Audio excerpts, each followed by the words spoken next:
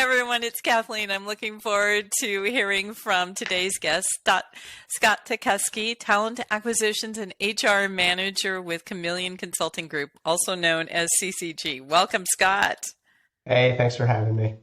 It's great to have you here. So let's dive in and talk a little bit about your career and your career journey with CCG. Yeah, absolutely. So I initially got started back in the summer of 2020 as a contract recruiter. So we were super, super small at that time, starting to grow a little bit. And so the guys brought me on to, like I said, do some contract recruiting. And thankfully we did that then because we started to grow pretty quickly thereafter. Yeah, I went full time in October of 2020, and then I've been here ever since. So you've helped the company grow from 20 members to maybe just over 100 in a very short time. What was that like, and what was your key to success with that? Yeah, so we actually ended last year with 107. So went into 2023 with 107, and looking at projections right now, probably somewhere right around a little bit over 150 by the end of this year. Um, so the growth there has been a ton of fun. It's been an absolute blast. For the first like 45, 50 people that came on since I came on, I was directly involved in interviewing, recruiting, bringing them on board, and just everything from talent acquisition and HR. So that was a lot of fun getting to meet everybody individually, get to know them a little bit more. And then even now, as I've kind of shifted roles and it's changed a little bit, still get to meet one-on-one with everybody. But I would say the biggest key to our success as a company has been the focus on the talent and the talent density that we're bringing in. I think we'll talk about it a little bit later, but we don't really do like staff augmentation or butts and seats contracting. And so our focus has always been and always will be that maintaining that high talent density and making sure that we've got the right people to do what we're trying to do. And so I would definitely cite that as the key to our success, is not compromising on talent. And I think that's great. I've talked to a lot of people about the importance of making sure that the team really meshes well, making sure that you have really great culture. So tell us a little bit more about CCG and your focus as a company and your focus on the contracts that you're hiring for. Yeah, so as a company, we're a tech company, but we just happen to have our customers in the government or DoD or other communities type space. But at our heart, we're a technology company. And so as far as the contracts specifically, like we won't get into too many details on the specific contracts. But we focus a lot on architecture and design type work. That's really where we've kind of made our mark within the community, is the design of products or systems or whatever it is that we're working on, but still do a ton of development with that as well. So we don't just come up with a design and then ship it out to another company to go build it. We are intimately involved in that as well. So taking products from an idea through the whiteboard, through getting everything set up and then launched into a fully operational program or tool. That sounds fun. I mean, you get to see it from idea creation to implementation to putting together your own kind of Lego set. I would envision, sort of building that. Wow, that sounds really exciting. So Yeah. what kind of security cleared positions are you hiring for? Yeah, so the types of positions we're hiring for, again, us being a tech company, not a surprise to anybody listening, probably we're focused on software engineers, DevOps engineers. We do some vulnerability research as well. And then the types of positions that are inherent with that, like quality assurance testing. We've obviously got security personnel and then our own in-house IT staff. But everything that we have at CCG, while it doesn't require a clearance to start necessarily, you will get cleared at some point in the process overall. And where are most of these positions located? Yeah, so that's probably the coolest thing about CCG from the talent acquisition perspective, and then just from the cultural and day-to-day for everybody that works here. We were remote first before COVID was even a thing. We've got great customers that have kind of met us where we're at and said, like, hey, our objective is to be the vanguards in the information operations, information warfare domain. In order to do that, we have to maintain that high talent density. We have to have the best people that we can. Shocker, they don't all live within the Beltway, right? They're not all Mm-hmm. within the DC area. So last count, we're operating in 24 different states. We go from, New York to Florida on the East Coast, all the way out. I'm in Georgia. We've got folks in Texas, Colorado, Illinois, California, Washington, New Mexico. I mean, tons of other places out there as well. So inevitably, we've got some work that requires you to be in the DC area or other, normal locations when it comes to the work that we're doing. But the vast majority, it's over 60% right now, are not in the DC area that are spread throughout the United States.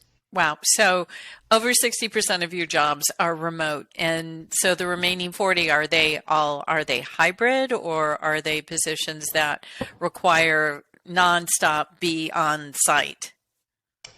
So to date, right now, we only have two positions out of the 107 that we fill that are like 100% on site. And Wow. it's just the nature of the work that they're doing. It makes more sense for those folks to be in there with the customer every single day, responding instantly. Hmm.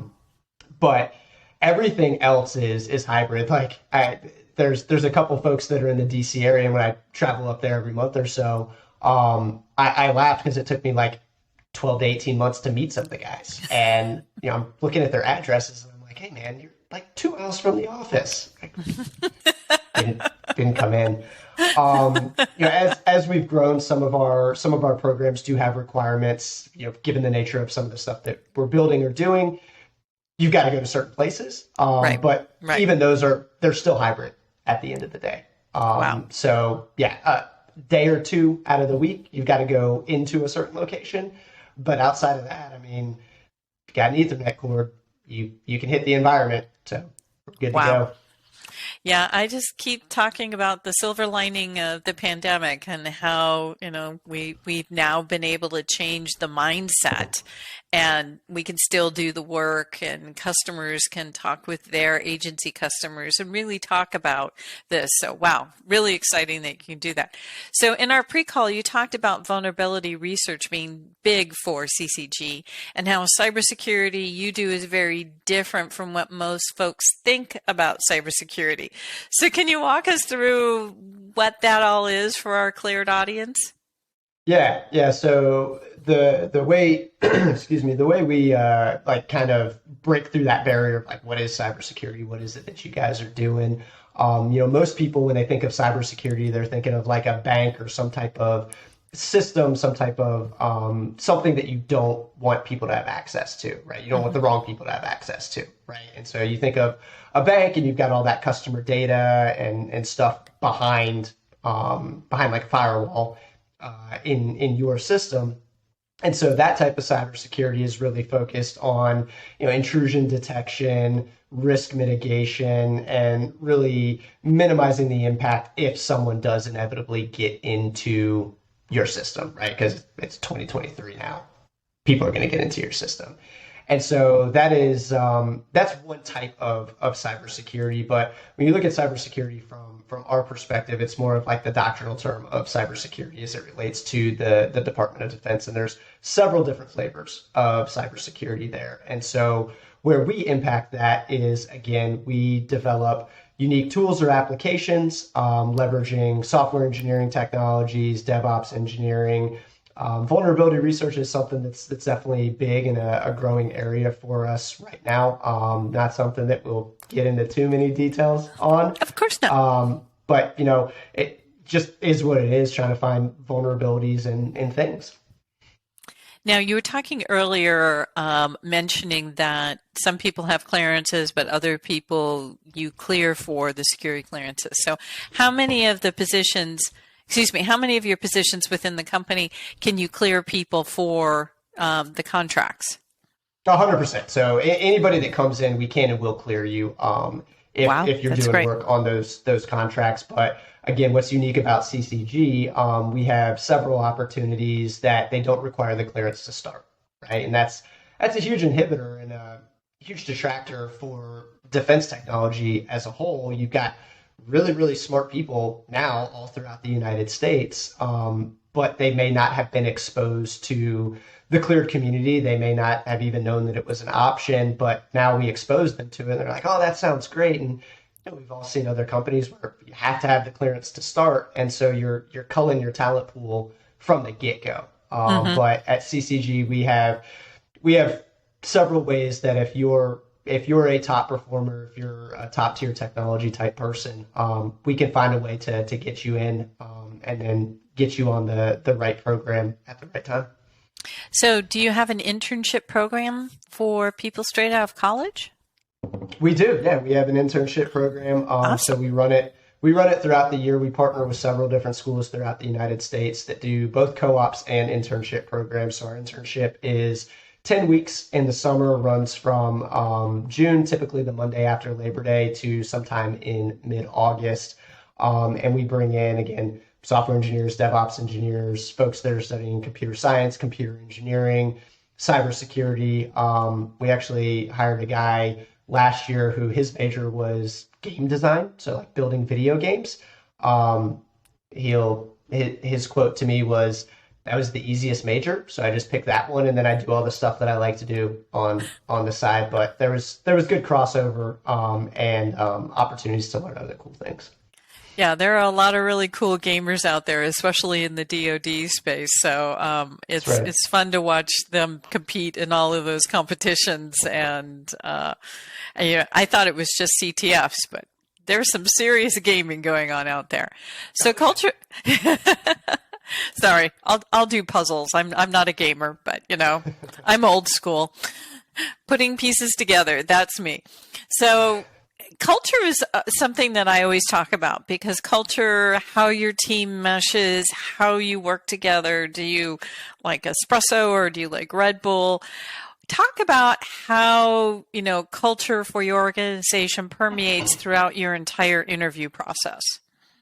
Yeah, so for us, culture is huge. As a contractor that's supporting customers that are in the DoD or related organizations, the mission always comes first, right? A lot of the folks here, we're prior service military, and so we have that mindset of the mission first and mission success first, and that really does carry all the way through our interview process.